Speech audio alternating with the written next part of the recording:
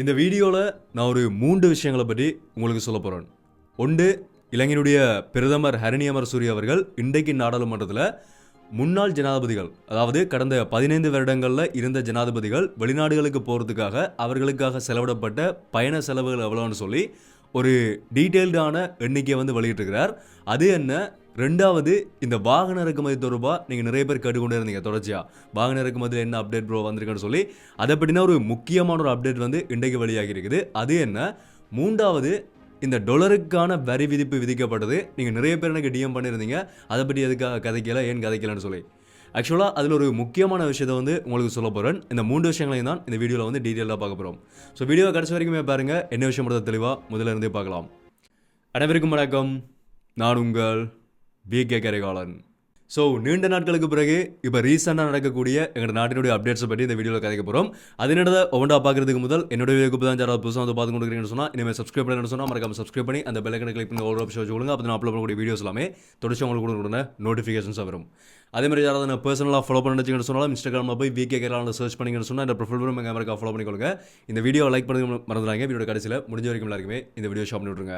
இன்றைக்கு நடந்த இலங்கையினுடைய நாடாளுமன்ற கூட்டத்தொடரில் இலங்கையினுடைய பிரதமர் ஹரணி அமரசூரிய அவர்கள் கடந்த 15 வருடங்களில் இருந்த ஜனாதிபதிகள், அதாவது 2010ஆம் ஆண்டிலிருந்து எங்கள் நாட்டில் இருந்த ஜனாதிபதிகள் வெளிநாடுகளுக்காக பயணம் போகும்போது எவ்வளவு பணம் அவர்களுக்காக செலவிடப்படுகிறது, அந்த செலவிடப்படுற பணம் இலங்கையினுடைய அரசாங்கத்தால் தான் செலவிடப்படும், அப்படி அவர்களுக்கு எவ்வளவு பணம் செலவிடப்பட்டிருக்குன்னு சொல்லி ஒரு தெளிவான ஒரு கணக்கை வெளியிட்டிருந்தார். கடல் கடந்த பயணங்களுக்கு போகும்போது எவ்வளோ பணம் செலவிடப்படுதுன்னு சொல்லி.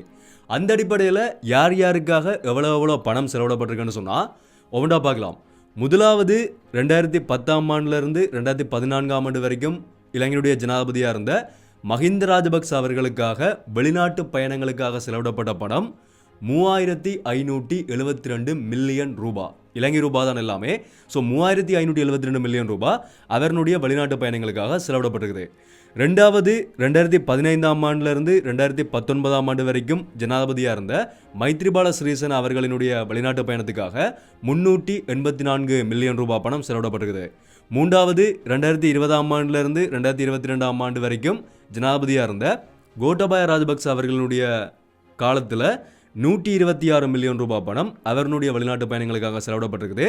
அதுக்கு பிறகு இடைக்கால ஜனாதிபதியாக பதவியேற்ற கோட்டாபய ராஜபக்ச ஆட்சி கவிழ்க்கப்பட்டதுக்கு பிறகு இடைக்கால ஜனாதிபதியாக ஒரு குறுகிய காலம் 2023ஆம் ஆண்டு 2024ஆம் ஆண்டு வரைக்கும் ஒரு கிட்டத்தட்ட ஒரு வருஷத்துக்கு ஜனாதிபதியாக பதவியேற்று கொண்ட ரணில் விக்ரமசிங்க அவர்களுக்காக அவர்களுடைய வெளிநாட்டு பயணத்துக்காக செலவிடப்பட்ட பணம் எவ்வளோன்னு சொன்னால் 533 மில்லியன் ரூபாய். இந்த பணம் 5 வருடங்கள் ஜனாதிபதியாக இருந்த மைத்ரிபால சிறிசேன அவர்களுடைய வெளிநாட்டு பயணத்துக்கும் செலவிடப்படையில், அதுக்கு பிறகு 2 வருடங்கள் இடைக்காலம் ஒரு குறிப்பிட்ட காலத்துக்கு வரைக்கும் ஜனாதிபதியாக இருந்த கோட்டாபய ராஜபக்ச அவர்களுடைய காலத்திலையும் செலவிடப்படையில், ஒரு வருஷத்துக்குள்ள மட்டும் ரணில் விக்ரமசிங்க அவர்களினுடைய வெளிநாட்டு பயணத்துக்காக 533 மில்லியன் ரூபாய் பணம் அரசாங்கத்தினுடைய பணம் செலவிடப்பட்டிருக்குது. இதை கொஞ்சம் டீட்டெயிலாக அடுத்ததாக சொல்கிறேன். அதுக்கு முதல் செப்டம்பர் 2024ஆம் ஆண்டிலிருந்து பிப்ரவரி 2025ஆம் ஆண்டு வரைக்கும் இந்த குறிப்பிட்ட காலகட்டத்தில் இப்போ இருக்கக்கூடிய இலங்கையினுடைய ஜனாதிபதி அனுரகுமார் திசாநாயக்க அவர்களினுடைய 3 வெளிநாட்டு பயணங்கள், இந்தியா, சைனா, UAE, இந்த 3 நாட்டுக்கும் போனதுக்கான வெளிநாட்டு பயணங்களுக்காக செலவிடப்பட்ட பணம் எவ்வளோன்னு சொன்னால் 1.8 மில்லியன் ரூபான்னு சொல்லி பிரதமர் இந்த ஒரு விடயத்தை வெளிப்படுத்தியிருந்தார். இதுக்குள்ள இந்த ரணில் விக்ரமசிங்க அவர்களுக்காக செலவிடப்பட்ட இந்த 533 மில்லியன் ரூபாய் பணம் இருக்குதானே, அது எதுக்காக அதிகமாக செலவிடப்பட்டிருக்குன்னு சொன்னால் அவர் போகும்போது கூட சேர்ந்து போனாங்களுக்கு தான் அதிகமாக செலவிடப்பட்டிருக்குது. கிட்டத்தட்ட 23 பேர் அவர் போகும்போது அவரோட சேர்ந்து போனதா ஒரு விடயத்தை சொல்லியிருந்தார். அதே மாதிரி இப்போ இருக்கக்கூடிய ஜனாதிபதி அனுரகுமார் திசாநாயக்க அவர்கள் போகும்போது 5 பேர் மட்டும்தான் அவரோட போனதா ஒரு விடயத்தை வெளிப்படுத்தியிருந்தார். அதே மாதிரி இந்த ரணில் விக்ரமசிங்க அவர்களுடைய காலத்தில் அவர்களுடைய வெளிநாட்டு பயணங்கள் அதிகமாக இருந்தது சொல்லப்போனால். ஏன்னா நாட்டினுடைய பொருளாதாரம் வீழ்ச்சி அடைஞ்சிருந்ததால் அதை திரும்ப கொண்டு வரணுமென்ற ஒரு நோக்கத்தில் அந்த பேரில் நிறைய பயணங்கள் மேற்கொள்ளப்படுது. நிறைய இடங்களுக்கு போயிருந்தார், நிறைய குளோபல் சமிட்டில் நிறைய பங்கு பற்றியிருந்தார். இந்த மாதிரி அவருடைய அந்த ஒரு வருடத்துக்குள்ளே நிறைய வெளிநாட்டு பயணங்கள் நடந்ததால் ஒருவேளை அதுக்காக செலவிடப்பட்ட பணத்துக்கான பெறுமதின்றது இவ்வளவுக்கு அதிகரிக்கப்பட்டிருக்கலாம்னு சொல்லியும் சொல்லப்படுது. ஆனால் எப்படி இருந்தாலும் இந்த 23 பேருன்றது கொஞ்சம் அதிகம்தான். அவ்வளோ பேரை கூட்டிக் கொண்டு போக வேண்டிய தேவை இல்லை என்ற மாதிரி அவர் சொல்லியிருந்தார். பிரதமர் வந்து ஒரு விடயத்தை வந்து சொல்லியிருந்தார். ஸோ இந்தளவு பணமும் இந்த கடந்த கால 15 வருடங்களில் ஜனாதிபதிகள் வெளிநாடுகளுக்கு போகிறதுக்காக செலவிடப்பட்ட பணம்னு சொல்லி ஒரு முக்கியமான விடயமா இந்த விடயத்தை வந்து அவர் இன்றைக்கு பாராளுமன்றத்தில் வெளிப்படுத்தியிருக்கிறார். ஓகே, இது முதலாவது அப்டேட். 2வது அப்டேட் என்னன்னு சொன்னால், கடந்த 5 வருடங்களுக்கு பிறகு இலங்கைக்குள்ள இப்போ வாகன இறக்குமதிக்கான அனுமதி கொடுக்கப்பட்டிருக்குது. அந்த கட்டுப்பாடுகள் எல்லாமே தளர்த்தப்பட்டு வாகன இறக்குமதிக்கான அனுமதி கொடுக்கப்பட்டிருக்குது. அந்த அடிப்படையில் முதல் கட்ட புதிய வாகனங்களினுடைய இறக்குமதி இன்றைக்கு தான் ஜப்பான்ல இருந்து எங்கள் நாட்டுக்குள்ள முதலாக இறக்குமதி செய்யப்படுது. அதாவது கடந்த 5 வருடங்களுக்கு பிறகு முதல் கட்ட வாகனங்கள் ஜப்பான்ல இருந்து இன்றைக்கு தான் இறக்குமதி செய்யப்படுது. கிட்டத்தட்ட 300 வாகனங்கள் புதிய வாகனங்கள் இறக்குமதி செய்யப்படும் சொல்லி இலங்கையினுடைய வாகன இறக்குமதியாளர் சங்கத்தினுடைய தலைவர் வந்து ஒரு விடயத்தை வந்து சொல்லியிருக்கார். அதே மாதிரி 3000 வாகனங்கள் 3000க்கு மேற்பட்ட வாகனங்களை இறக்குமதி செய்கிறதுக்கு எதிர்பார்த்துருக்கதாகும். அவ்வளவுக்கு பதிவுகள் அவர்களுக்கு கிடைச்சிருக்கதாகும். வாகனங்களை பெற்றுக்கொள்வதற்கான பதிவுகள் கிடைச்சிருக்கிறதாகவும் 3000 வாகனங்களை நாங்கள் இறக்குமதி செய்கிறதுக்கு எதிர்பார்க்கிறோம்னு சொல்லி ஒரு விடயத்தை வந்து சொல்லியிருக்கிறார். ஸோ இன்றைய நாளில் இது வந்து முக்கியமாக பார்க்கப்பட்ட ஒரு விடயம். அதாவது கடந்த 5 வருடங்களுக்கு பிறகு முதலாக புதிய வாகனங்கள் இறக்குமதி செய்யப்படக்கூடிய முதல் நாளாக இன்றைய நாள் வந்து இருந்திருக்குது. ஸோ வாகன இறக்குமதி தொடர்பாக வந்திருக்கக்கூடிய ஒரு முக்கியமான அப்டேட்டாக வந்து இந்த அப்டேட் இருக்குது. அடுத்தது கடைசி 3வது அப்டேட் என்னென்னு சொன்னால், இது வந்து நீங்கள் நிறைய பேர் என்னோட தொடர்ச்சியாக இப்போ வரைக்குமே தொடர்ச்சியாக வந்து நீங்கள் கேட்டுக்கொண்டே இருக்கிறீங்க. இதை பற்றி நீங்கள் எதுக்காக கதைக்கல? இந்த 15% வரி டாலரில் விதிக்கப்படுகிறது, உங்களுக்கும் தானே விதிக்கப்படுகிறது. ஒரு யூடியூப் கிரியேட்டராக உங்களுக்கு வரக்கூடிய வருமானத்திலேயும் தான் வரி விதிக்கப்படுதுன்னு சொல்லி நீங்கள் நிறைய பேர் கேட்டீங்க. என்னை பொறுத்த வரைக்கும் இந்த வரி விதிப்பு பற்றி நான் சொல்லக்கூடிய விஷயம் என்னென்னு சொன்னால், இது கட்டாயமாக நான் ஷேர் பண்ணிக்கணும்னு நினச்ச ஒரு முக்கியமான விடயம். என்னென்னு சொன்னால், வருமானம் பெற்றுக்கொள்ளக்கூடிய எல்லாருமே வரி செலுத்தணும்ன்றது ஒரு முக்கியமான ஒரு விடயம். இந்த வரி விதிப்புக்குள்ள விமர்சனங்கள் இருக்குது, அதை வந்து நான் அடுத்ததாக சொல்கிறேன். அதுக்கு முதல் இந்த 15% வரி விதிப்பில் யாருக்குமே நாங்கள் ஆட்சேபனையாக கதைக்க வேண்டிய அவசியம் இல்லைன்னு சொல்லி நான் நினைக்கிறேன். எதுக்காக சொல்கிறேன்னு சொன்னால், நான் சொன்ன மாதிரி தான் வருமானங்களை நாங்கள் பெற்றுக்கொள்கிறோம்னு சொன்னால் வரி செலுத்த வேண்டியது ஒரு கட்டாயமான விடயம். ஆனால் இப்போ விதிக்கப்பட்டிருக்கக்கூடிய இந்த சேவை ஏற்றுமதிக்கான வரி, நாங்கள் ஒரு சேவையை கொடுக்கறதால நாங்கள் பெற்றுக்கொள்ளக்கூடிய வருமானம், டாலர் வருமானத்தில் எங்கள்கிட்ட இருந்து அறவிடப்படக்கூடிய இந்த வரின்றது ஒரு நியாயமில்லாத வரி மாதிரி இருக்கிறத வந்து ஒரு பக்கமாக எங்களால் பார்க்கக்கூடிய மாதிரி இருக்குது. அந்த 15% வரி செலுத்துறதுல எங்களுக்கு ஆட்சேபனை கிடையாது. அந்த வருமானத்தை பெற்றுக்கொள்ளக்கூடியவர்கள் இப்போ social media creators, web developers, அதே மாதிரி டிஜிட்டல் எக்கானமியில் இங்கேருந்து கொண்டு வெளிநாடுகளுக்காக வேலை செய்து அந்த நாடுகள்கிட்ட இருந்து வருமானத்தை டாலர் வருமானமாக பெற்றுக்கொள்ளக்கூடிய எல்லா வேலை செய்யக்கூடிய ஐடி இண்டஸ்ட்ரியாக இருந்தாலும் சரி, இல்லாட்டி எந்த ஒரு ஃப்ரீலான்ஸாக ஒர்க் பண்ணக்கூடியவர்கள் யாராக இருந்தாலுமே டாலர்ஸில் வருமானத்தை பெற்றுக்கொள்ளக்கூடிய எல்லாருக்குமே 15% வரி செலுத்துறன்றது ஓகே. அவர்களுடைய வருமானம் ஒரு சிலர் தனிப்பட்ட ரீதியில் வந்து வரி செலுத்தாமல் நாங்கள் பெற்றுக்கொள்ளணும்னு நினச்சா வந்து அது அவங்களோட தனிப்பட்ட விருப்பம். ஆனால் பொதுவாக பார்க்க போனால் வரி செலுத்தணும்ன்றது ஒரு அவசியம்தான். ஆனால் இந்த வரி எப்படி விதிக்கப்பட்டிருக்குன்னு சொன்னால், அது சொல்லப்பட்ட விடயம் என்னென்னு சொன்னால், ஒரு நிறுவனமாக பதிவு செய்யப்பட்ட ஒரு நிறுவனம் தங்களினுடைய செலவுகள் போக வரக்கூடிய லாபத்தில் தான் 15% செலுத்தணும். ஆனால் தனிநபர்கள் மட்டும் முழுமையாக 15% செலுத்தணும். இது எந்த வகையில் நியாயம்?